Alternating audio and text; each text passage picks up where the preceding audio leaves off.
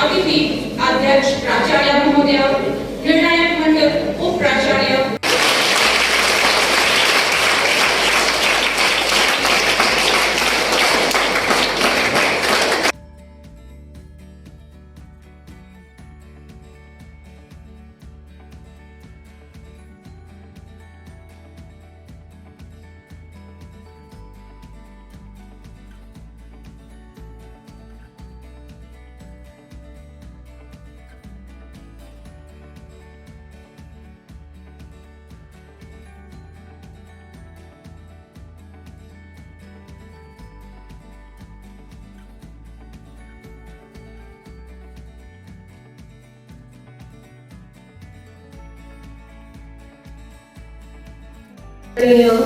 परीक्षकगण,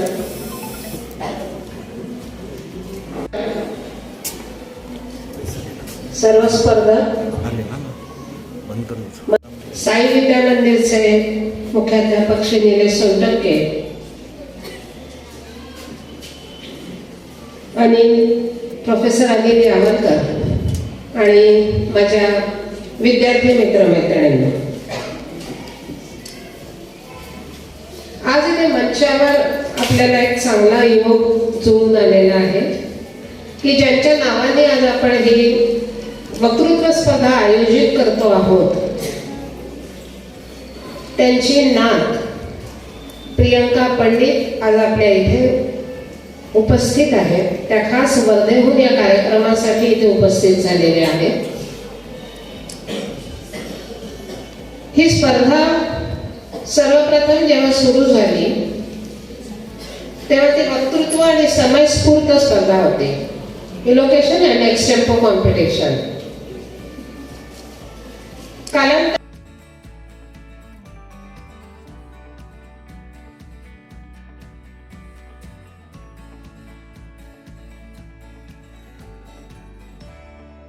केंद्र बिंदु हमारे प्रतिभागी छात्रों के साथ साथ अतिथि निर्णायक गण भी हैं.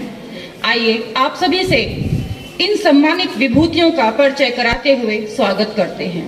सर्वप्रथम मैं विद्यालय की उप प्राचार्य सौ रेड्डी मैम से आग्रह करती हूं कि आप विद्यालय की प्राचार्य व कार्यक्रम के अध्यक्ष सौ अर्चना जना मातकर मैम को पुष्प गुच्छ देकर स्वागत करें.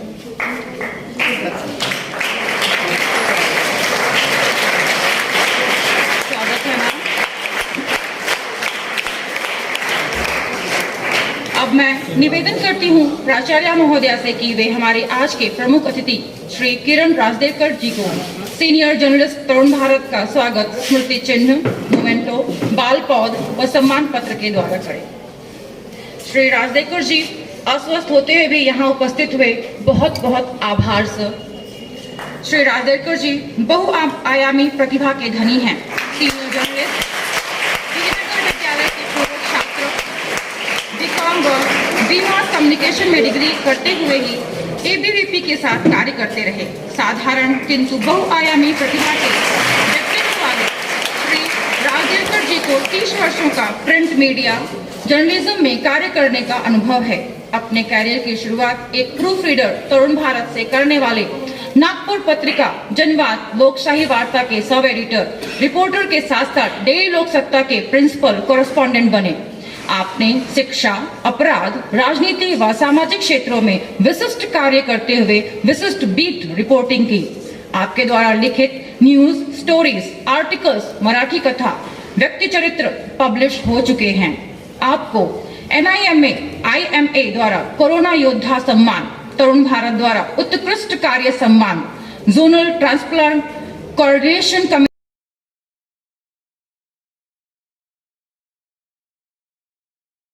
इंग्लिश शाळेचे विद्यार्थिनी आहे व मी 10व्या वर्गात शिकते. Everyone carried me No one can live without me. In fact, the world is interpreted because of me. कोणी ओळखू शकतं मी कोण आहे? बरोबर, मोबाईल हे एक असं संसाधन आहे ज्याच्यामुळे जग हे अपूर्ण आहे. कोणीही मोबाईल शिवाय राहू शकत नाही. मोबाईल हे जगासाठी एवढं महत्वाचं आहे की थोड्या वेळानंतर मोबाईल हे संसाधन गरजेचं लागतं. अभ्यासासाठी म्हणो की ऑफिशियल कामांसाठी म्हणो. अक्षरशः जगातील 100% घरांपैकी 95% घरी असे असतात की ज्यामध्ये मोबाईल हा असतोच. फक्त 5-6% घरे परंतु आज जिस विषय पे मैं कहने जा रहा हूँ उस विषय पे अधिकांश लोगों का कभी ध्यान नहीं जाता और वह विषय है यह जीवन सुंदर है. जी, यह जीवन सुंदर है, पर इस जीवन इतना बड़ा है कि ये पूरे जीवन के बारे में समझा पाना, इसकी सुंदरता को समझाना पाना 5 मिनट में थोड़ा सा मुश्किल होगा, पर मैं मेरा प्रयत्न करूँगा. जीवन की सुंदरता को जानने से पहले हमें यह जानना आवश्यक है कि जीवन क्या है, जीवन की व्याख्या क्या है. जीवन की व्याख्या, इस सवाल का बिल्कुल सटीक जवाब देना तो संभव नहीं है, क्योंकि जीवन कोई देखने योग्य तो वस्तु नहीं है. इसे हम केवल जीकर ही महसूस कर सकते हैं. इसके संबंध में हम अपने विचार रख सकते हैं, इसके स्वरूप और महत्व को परिभाषित करने का प्रयत्न कर सकते हैं. आमतौर पर जीवन के संबंध में बहुत सी सार्वभौमिक विशेषताएं हैं, जिनमें से एक है निश्चितता. हमारा जीवन असीमित समय के लिए नहीं है, बल्कि हम एक निश्चित समय सीमा के भीतर रहकर ही इस जीवन को खूबसूरती से जीना है. आने वाले अगले ही पल हमारा जीवन उपस्थित शोभायमान बुद्धिजीवी विचारवंत विद्याव्यसंगी शिक्षक वृंद आणि माझ्या गुणवंत विद्यार्थी मित्रांनो, आपणा सर्वांना संस्कृती भूपेंद्र कठाळेचा सप्रेम नमस्कार. शिक्षक संगणक युगातील खणखणीत नाणं आहे हे अगदी 100% खरे आहे. कोरोना काळात ऑनलाईन शिक्षण मिळाले मान्य आहे, परंतु शिक्षकाचे चॉक टॉक वॉक याचा पर्याय नव्हताच. चॉक टॉक वॉक तोडे अंधेरे का लोक. लाखो रुपयाचे ऑनलाईन टीचिंग प्रोजेक्ट देखील शिक्षकांविना सपसेल आपटले. हो, धडामपणे आपटले. आजपर्यंत हजारो वर्षाच्या गुरु शिष्य परंपरेनेच महान विद्यार्थ्यांना घडविले, फुलविले, ज्ञानामृत पाजिले. माझे रोखठोक मत आहे की विद्यार्थ्यांच्या सर्वांगीण विकासाकरिता आई वडील आणि शिक्षक या त्रिमूर्तींची मूलभूत गरज असते. केवळ संगणकाची नाही. संगणक केवळ साधन आहे, साध्य नाही. प्रवास आहे पण गंतव्य नाही. शरीर आहे पण प्राण नाही. आईची मया, वडिलांची दया आणि शिक्षकांची किमया वो कहते हैं संस्कार जो भावी सुंदर जीवन के बनते हैं आधार. वृक्ष की शीतल छांव जैसे है संस्कार, मानव निर्मिति का आधार है संस्कार. सही दिशा और भावी जीवन की पतवार है संस्कार. आदरणीय अध्यक्ष महोदय, बुद्धिमान निर्णायक गण, समस्त शिक्षक वृंद और सुधीर श्रोतागण, मैं मीनाक्षी मेघ आप सभी के समक्ष मानव निर्मिति की आधारशिला है संस्कार इस विषय पर अपने विचार व्यक्त करने जा रही हूँ. संस्कार यानी अच्छा कार्य. संस्कार का सामान्य अर्थ है किसी को संस्कृत करना या शुद्ध करके उपयुक्त बनाना. संस्कार से ही हमारा सामाजिक और आध्यात्मिक जीवन पुष्ट होता है. वास्तव में मानव निर्मिति की आधारशिला संस्कार ही है. महोदय, व्यवहारिक दृष्टि से संस्कार का अर्थ इस उदाहरण से भी समझा जा सकता है. जैसे कि केला खाकर छिलका कूड़ेदान में फेंक देना प्रकृति है, केला खाकर छिलका सड़क पर फेंक देना विकृति है, और दूसरे व्यक्ति द्वारा केला खाकर सड़क पर फेंका गया छिलका उठाकर कूड़ेदान में डालना संस्कृति है. और संस्कार ही है जो इस संस्कृति की डोर थामे रहते हैं. महोदय, महान विचारक और संत श्री अरविंद संस्कारों को मानव जीवन के निर्माणकारी सांकेतिक तत्व मानते हैं. वहीं स्वामी विवेकानंद के बोलायला उभा आहे. आपण या सुंदर जीवनाचे एक अंश आहोत. आपले भाग्य. म्हणूनच तर कित्येक कोणीचा प्रवास करून आपण या मानव जन्मात आलो. नमस्कार मंडळी, मी यश मोगरे. माझं वक्तृत्वाचा विषय काय ते तर आपणास कळलेच असणार. होय, हे जीवन सुंदर आहे याच विषयावर मी बोलणार आहे. जीवन म्हणजे नेमकं काय हो? 2 घडीचा डाव की उनपासाचा खेळ? जीवन एक बंदिवास का 3 अंकी नाटक का जरतारी वस्त्र? कोणी म्हणतं जीवन चलने का नाम. जीवन म्हणजे एक सुखकर प्रवास. जिंदगी एक सफर है सुहाना याप्रमाणे. पण आज आज हे जीवन सुंदर आहे हे बऱ्याच लोकांना सांगावे लागते आहे, हे एक दुर्भाग्य आहे. वाढती आत्महत्येची संख्या दिवसेंदिवस होते वाढ आहे. ह्याचे सगळ्यात मोठे कारण म्हणजे कुठेतरी काहीतरी चुकते आहे. नाईलाजाने नमस्ते सदा वत्सले मातृभूमि माँ भारती को वंदन करते हुए मैं साजन हलामी आपके समक्ष मेरे वक्तृत्व का विषय रखने जा रहा हूँ. मानव निर्मिति की आधारशिला संस्कार. मानव जीवन में शिक्षा एवं संस्कारों का बड़ा महत्व माना जाता है.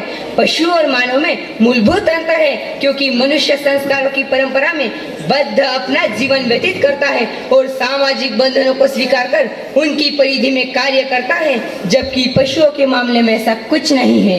एक तरह से संस्कार हमारे जीवन का आभूषण है. कदम कदम पर जीवन के हर एक मोड़ पर हमें अपने आप को संस्कारित करके आगे बढ़ना है. जैसे पत्थर को तराश कर संस्कारित करने के बाद हीरा निर्माण होता है, वैसे ही संस्कारित व्यक्ति ही संपूर्णतः एक अच्छा नागरिक बनता है. पर आज मचा है दुनिया भर में भीषण हाहाकार. कारण इसका है लोगों, हम भूल गए हैं संस्कार. देशों में विश्वास आहे संस्काराने घडतो मानव. आयुष्यातही पुरणारे वाटूनही उरणारे असे हे संस्कार. ही संस्कारांची तिजोरी कधीही न संपणारी. संस्कार म्हणजे काय तर गुणांचा गुणाकार आणि दोषांचा भागाकार. गुणांचा गुणाकार म्हणजे आपल्यातील गुण वाढवणे आणि दोषांचा भागाकार म्हणजे आपल्यातील दोष अल्प करणे, कमी करणे. पूर्ण विचार करून जो कृती करतो असा मानव.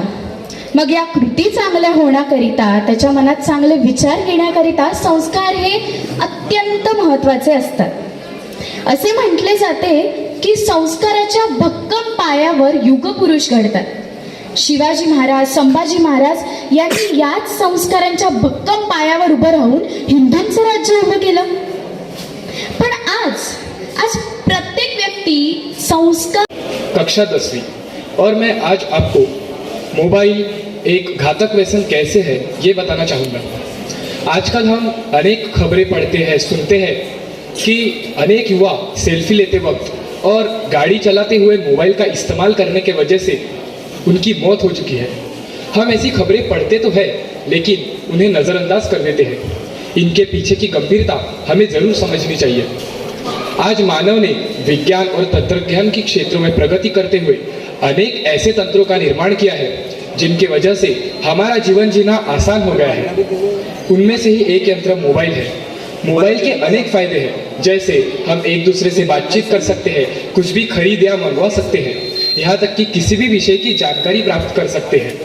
लेकिन हर सिक्के के दो पहलू होते हैं और किसी भी चीज़ का हद से ज़्यादा इस्तेमाल नुकसान ही करवाता है. यही आज मोबाइल के साथ होता हुआ दिख रहा है. छोटे मारुती दरू आज या व्यासपीठावर विषय मांडते, हे जीवन सुंदर आहे. प्रस्तुत विषयाच्या अनुषंगाने विचार करत असताना पहिला प्रश्न पडतो तो म्हणजे जीवन म्हणजे काय. वकू पाण्याच्या शब्दात सांगायला गेलं तर अत्यंत महागडी, न परवडणारी, अर्थात ज्या गोष्टीची हानी भरून काढता येत नाही अशी गोष्ट किती उरली आहे याचा आपल्याला कसलाही हिशोब नसताना आपण जेव्हा हे माप उधळत असतो ते म्हणजे जीवन. मानवी जीवनाचा विचार करत असताना मला 72 मैल एक प्रवास या चित्रपटातलं देवा सुंदर जगामध्ये कारे माणूस घडविला असं दुःखामध्ये बुडविला असं हे गाणं आठवतं. मानवी जीवन खरंच सुंदर आहे, पण या जीवनामध्ये देवाने जो माणूस निर्माण केला आहे त्या दुःखात, नैराश्यात अडकलेल्या माणसाकडे पाहिलं की जीवन सुंदर आहे असे म्हणावेसे नाही वाटत. माझी आई नेहमी म्हणते की जीवन ऊन सावलीचा खेळ असतो. कधी हसणं तर कधी रडणं, कधी सुख तर कधी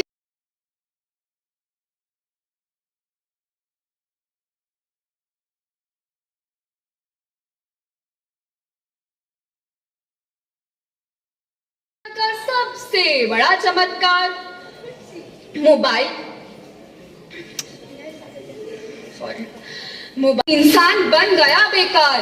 मोबाइल का हो रहा विकास, हर रोज एक नया वर्जन पाने को इंसान हो रहा है बेताब. कुछ चीजें छूटे ना छूटे, ये चीनी गैजेट और विदेशी विज्ञान के बिना कितनी सुंदर हुआ करती थी जिंदगी. कभी रिश्तेदारों का घर आना या फिर बच्चों का घर पे रह के धूम मचाना। फिर जब से ये मोबाइल नामक चीज आई है, ऐसा लगता है जैसे जीवन जीने लायक बचा ही ना हो। जो रिश्तेदार हर दूसरे दिन घर आ जाते थे, अब वो सिर्फ मोबाइल पे गुड मॉर्निंग का मैसेज लिख देते हैं। और बच्चों का तो पूछो ही मत, जो बच्चे मैदान से खींच के बुलाए जाते थे, अब वो ही बच्चों को मोबाइल से दूर रखने के लिए घर के बाहर जबरदस्ती भेजना पड़ता है। अब बच्चों का होना या न होना एक समान हो चुका है। दिन ब दिन मोबाइल का नशा बढ़ता जा रहा है। वाचनातून घडतो विचार मंथन, वाचनातूनच फुलतो संस्कृती आणि जीवन। अन्न वस्त्र निवारा या माणसाच्या मूलभूत गरजा आहे। तसेच वाचन ही प्रत्येक संवेदनशील आर्तमनाची आस आहे। जीवन खऱ्या अर्थाने सुंदर होते ते वाचनातूनच। वाचन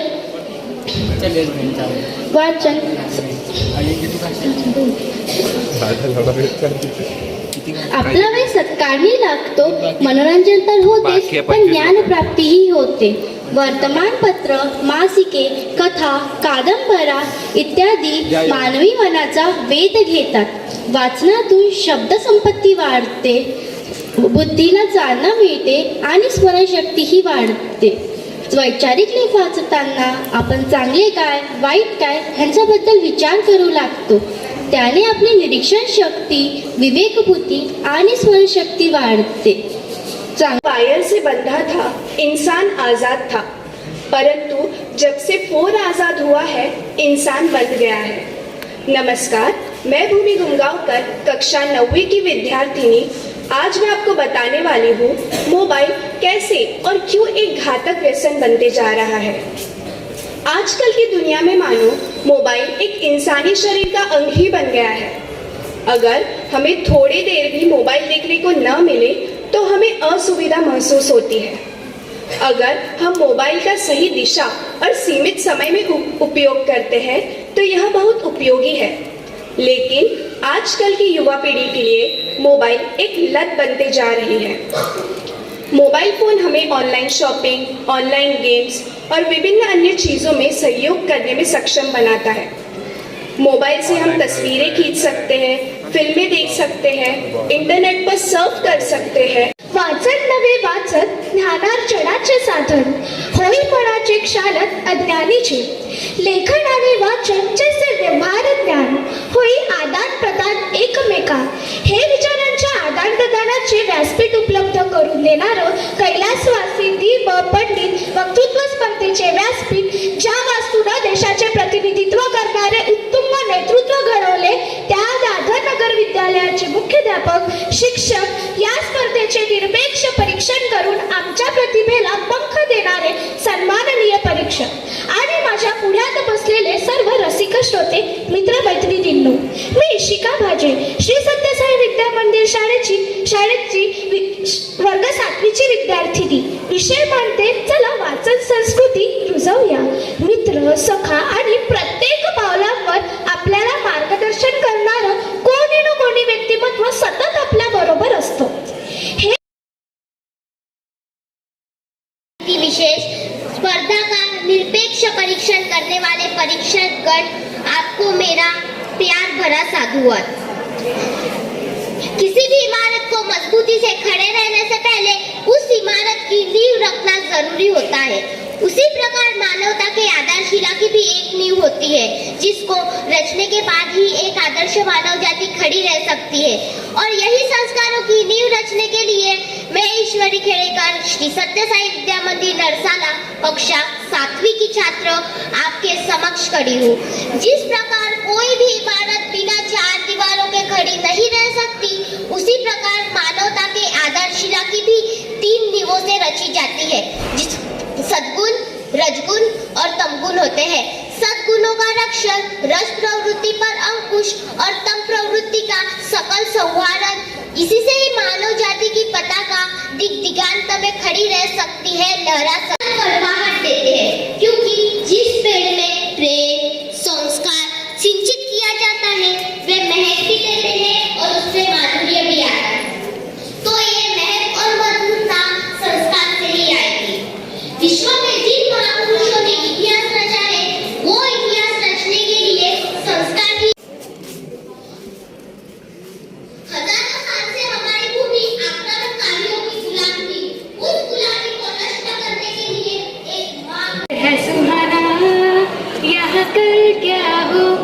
जाना, जिंदगी एक सफर है सुहाना, यहाँ कल क्या हो किसने जाना।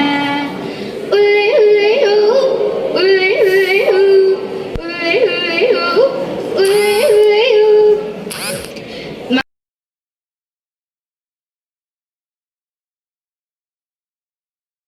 और मेरे सभी विद्यार्थी मित्रों, आप सभी को हर्षवर्धन सुनील नागपुरे का सादर प्रणाम। मित्रों, आपने कभी गौर किया है कि जो संस्कार है, संस्कार हमारे जीवन में मतलब संस्कार जो होते हैं वो हमारे जीवन में महत्वपूर्ण क्यों होते हैं? हमें संस्कार क्यों फॉलो करना चाहिए? तो आज मैं आपको बताने वाला हूँ कि मानव निर्मित की आधारशिला संस्कार कैसे है। तो मित्रों, संस्कार जो होते हैं वो हमारे जीवन में बहुत ही महत्वपूर्ण होते हैं। किसी भी व्यक्ति का चरित्र, उसका व्यवहार देखकर उसके परिवार के संस्कारों का अनुमान लगाया जाता है। जैसे हमारे जीवन में शिक्षा महत्वपूर्ण होती है, ठीक उसी तरह संस्कार भी हमारे येतो पण जगता आलं पाहिजे। सुख केव्हाही भोगता येतं पण दुःख पचवता आलं पाहिजे। पाप काय कसंही करता येतं पण पुण्य करता आलं पाहिजे।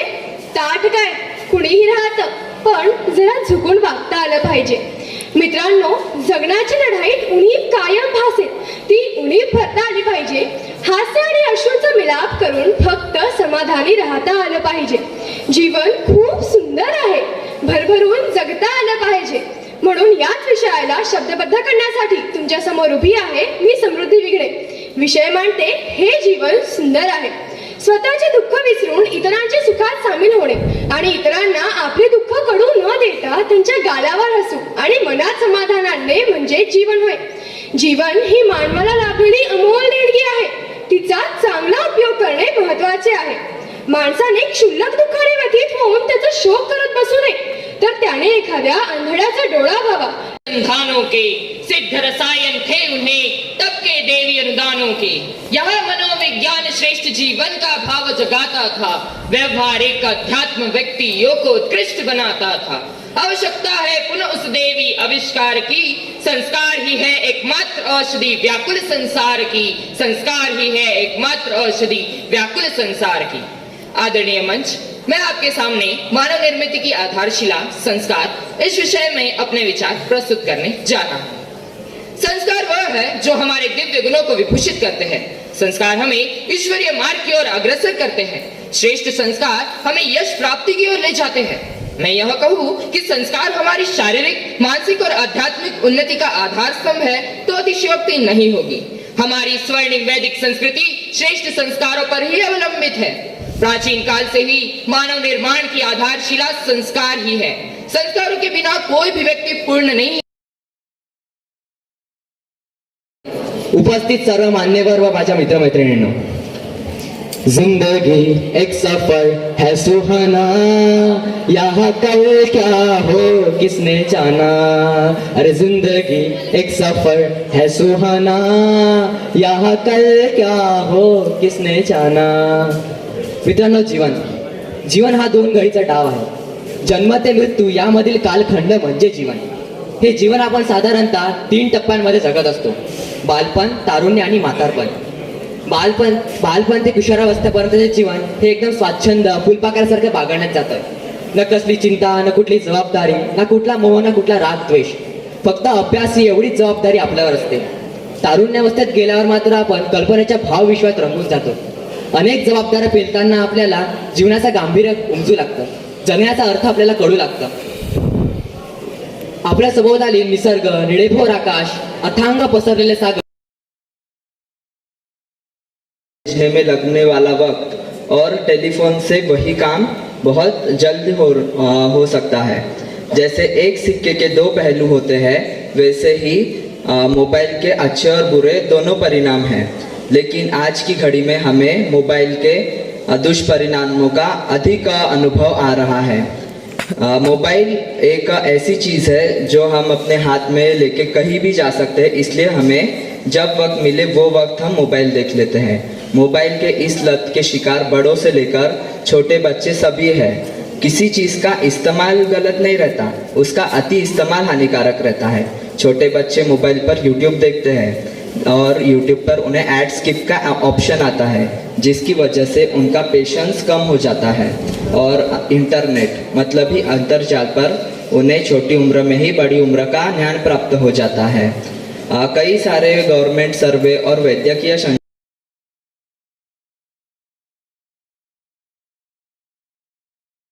मनाची कवाडं जणू घट्ट मिटली आहेत, मिटू पाहत आहेत। एकत्र कुटुंबातला गोडवा ऊब जाऊन आता विभक्त कुटुंबातला तुटकपणा, अलिप्तता दिसायला जाणवायला लागली आहे।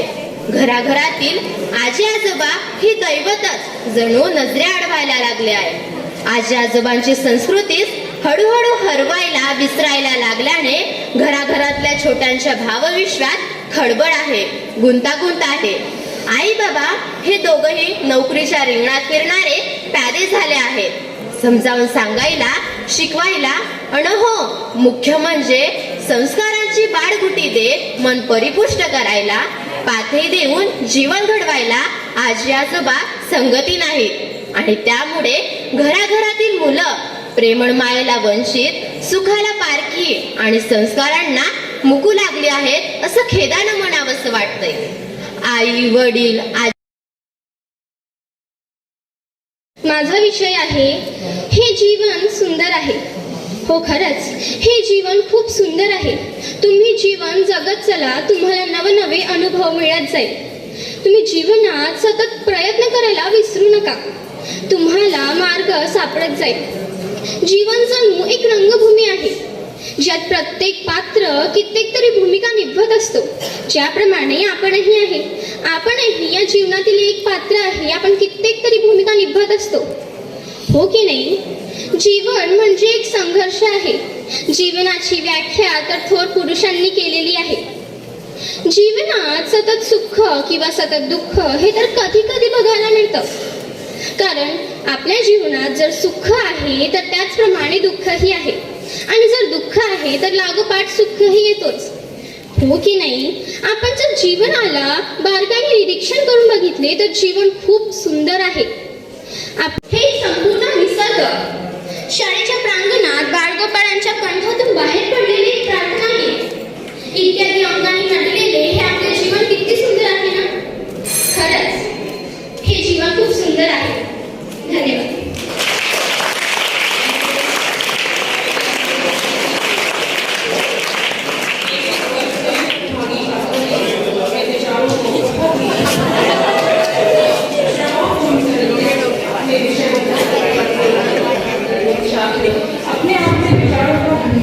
स्मृति दिन के अवसर पर आयोजित अंतर विद्यालयीन वक्तृत्व स्पर्धा में व्यासपीठ पर उपस्थित अतिथिगण, आदरणीय विद्यालय के प्रधानाचार्य मैम एवं समस्त शिक्षकगण, परीक्षण दल एवं मेरे प्यारे विद्यार्थियों, आप सभी को मैं सादर प्रणाम करती हूँ। और आज मुझे अत्यधिक हर्ष हो रहा है कि मुझे आज परीक्षक के रूप में आपके समक्ष मुझे विद्यालय ने आमंत्रित किया, इसके लिए मैं बहुत गौरवान्वित महसूस कर रही हूँ और मैं संपूर्ण विद्यालय का हृदय से धन्यवाद करती हूँ कि उन्होंने मुझे ये अवसर प्रदान किया।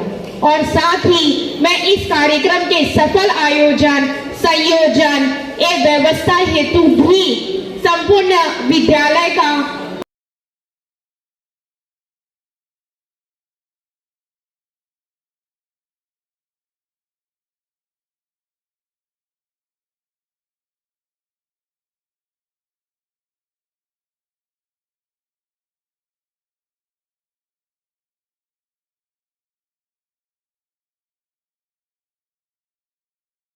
मुद्द्यावर आपण येऊया।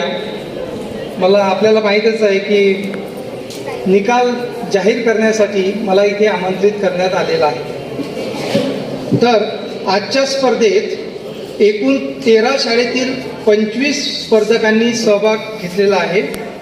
मराठी व हिंदी अशा दोन्ही भाषेतून स्पर्धकांनी उत्तमोत्तम सादरीकरण केले.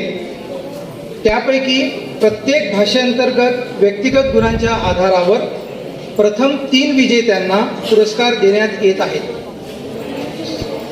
सर्व विजयी स्पर्धकांना घोषणेनंतर समोर येऊन पुरस्कार स्वीकारावेत.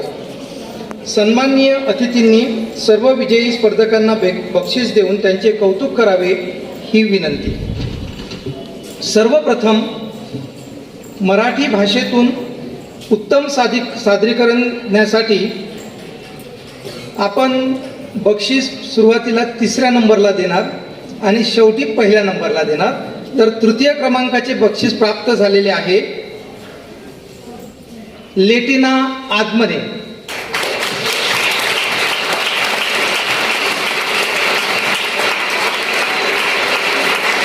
जोरदार तालियां.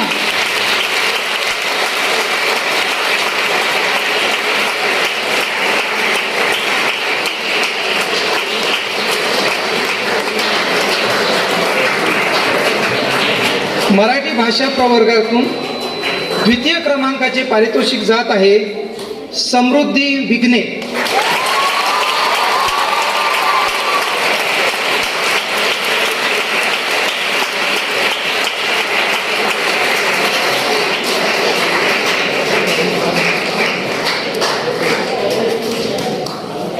आणि मराठी भाषा प्रवर्गातून प्रथम विजेते आहेत इशिका भाजे.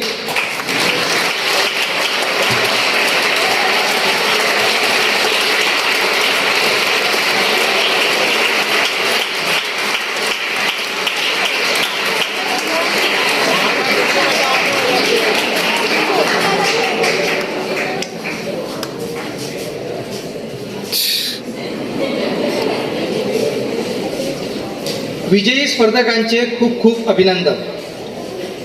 तसेच सन्माननीय अतिथींचे पण धन्यवाद व आभार. लगेच आपण हिंदी प्रवर्गातून हिंदी भाषेतून उत्तम सादरीकरणासाठी तृतीय क्रमांकाचे बक्षीस जात आहे मीनाक्षी मेघ.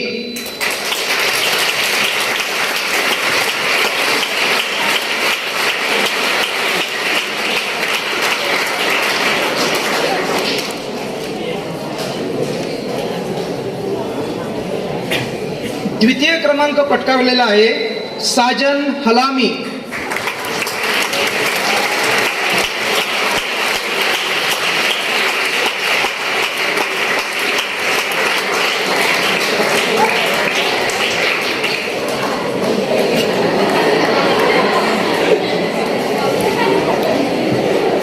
आणि प्रथम क्रमांक आहे यश सोंडावले.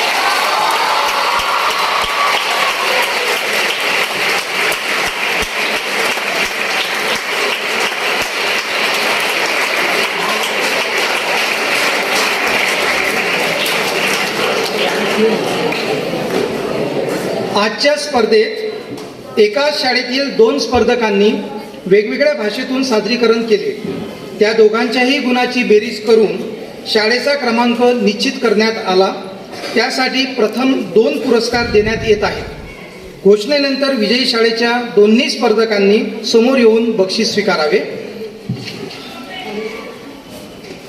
सन्माननीय अध्यक्ष व सन्माननीय अतिथींना सन्मानचिन्ह देऊन स्पर्धकांना उत्साहात द्विगुणित करावा ही विनंती.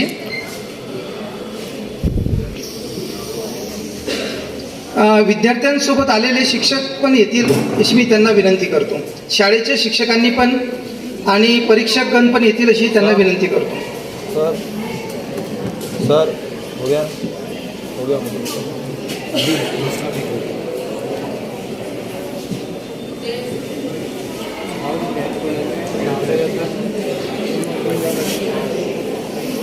आता ज्या पुरस्कारासाठी सर्वांचीच उत्सुकता शिगेला पोचली आहे तो पुरस्कार म्हणजे फिरती ढाल. या अंतर्गत द्वितीय पुरस्काराचे मानकरी आहेत आदर्श विद्या मंदिर.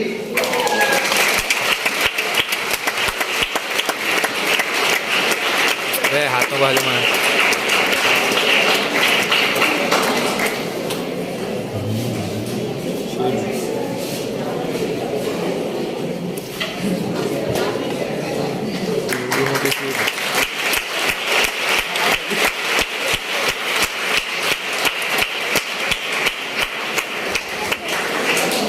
विजेत्यांचे खूप खूप अभिनंदन.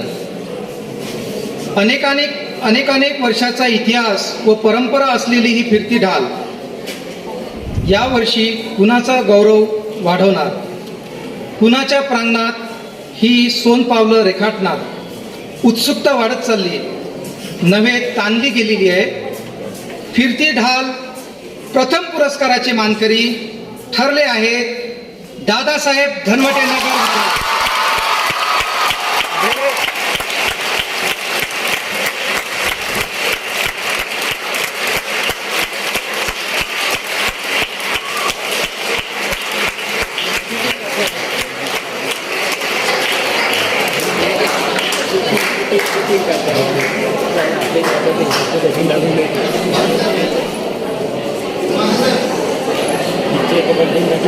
सर चले जाओ आगे चले जाओ.